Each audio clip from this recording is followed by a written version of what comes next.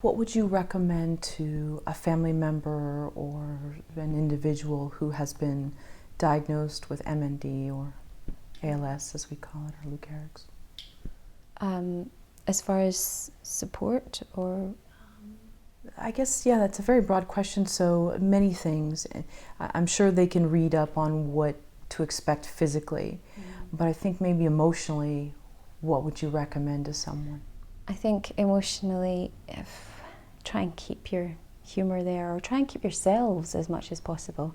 The disease keeps taking things from you, physically taking things from you, and if you can keep your own personalities as true to yourself without letting the disease take that as well, then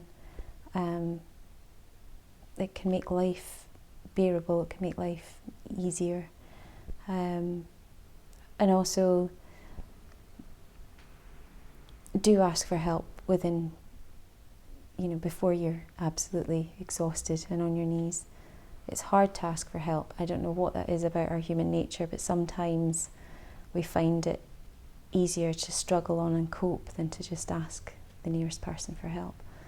But also for family members around, for extended family members or friends, I would hope that our film will help them know how to help without waiting to be asked.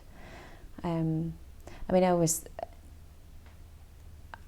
learned to look to people's strengths and then tailor the help that I needed.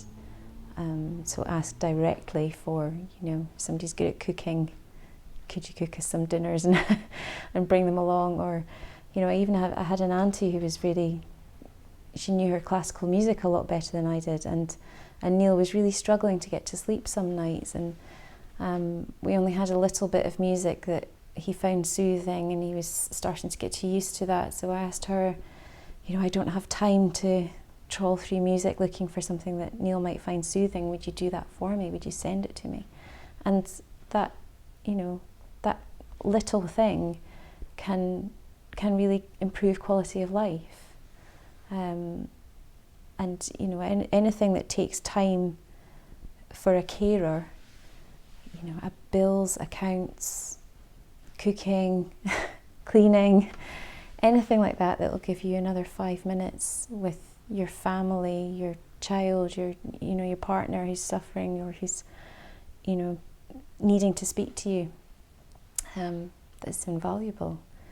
So just, if you're feeling, I don't know how to help, then look at what you're good at and help in the way that you think you'd be good at helping.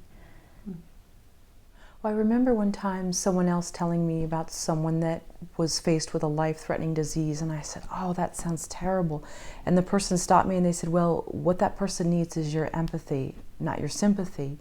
So what can we do to recommend that?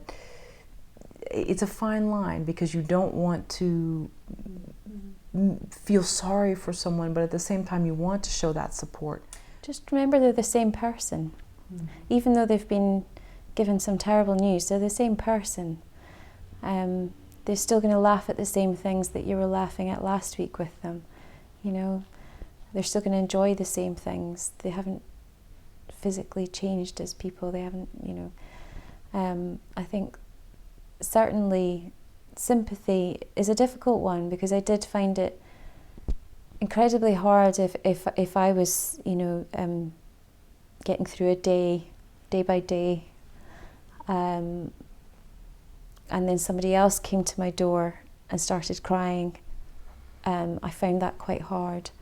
I found it, quite hard that they couldn't wait to cry until they'd gone home.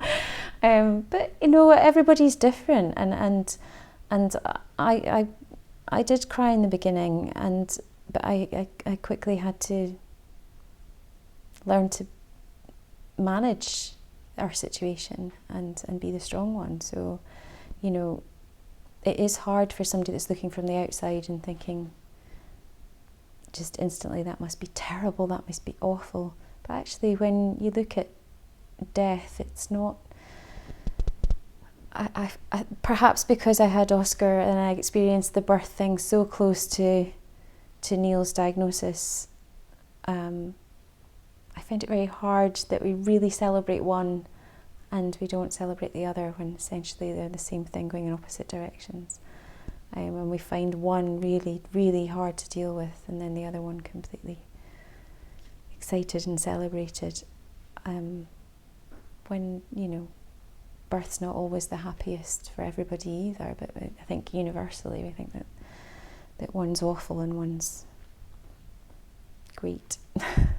I don't know if I'm explaining that properly, but I just find them, I think because I experienced the two so close together, I do find that somewhere in the middle, you know, society sort of separates them so much, and we can look at one very easily and we can't look at the other one at all. I don't think we should separate life from life, I think. Right. So it sounds like then just remember to treat the person as you did before. They're still the same individual. They don't need, you know, just to treat them just as you would, the same jokes, the same everything. Yeah, they're the same person. Yep. Anything to add? Yeah, I think it's hard because I think we're often afraid of somebody else's suffering, and maybe Neil made it easier for us to look at by sharing this blog and what he shared in the film. But what we found is he used social media to write his blog and to connect to community, and this community in a way is now growing with the film. And I think what we're discovering is that same vulnerability that he shared, people are now sharing with each other, also through our Facebook page and certain screenings that we've been doing internationally. And I think, you know, the film now screened in something like 45 countries, and all of that, I think, here was somebody who was vulnerable about his suffering. And I think that is the connection that keeps the film going there. And I think we live in a society that doesn't want to show that vulnerability. You know, we can't believe that we're mortal, and Neil made us look at that. For me, it's just, he's still being the same person. He was very much a sociable person, and I always explained him as a gatherer. He would be the one to organise the party and get people together, and everyone was welcome, and he's still doing that. You know, for me, I feel like he's, you know, this is screened in 45 countries, and when you're in the house and it's just, you know, you and your partner and your family and this awful thing happening, you can't believe that there's no connection to other people. It's a really hard thing to deal with.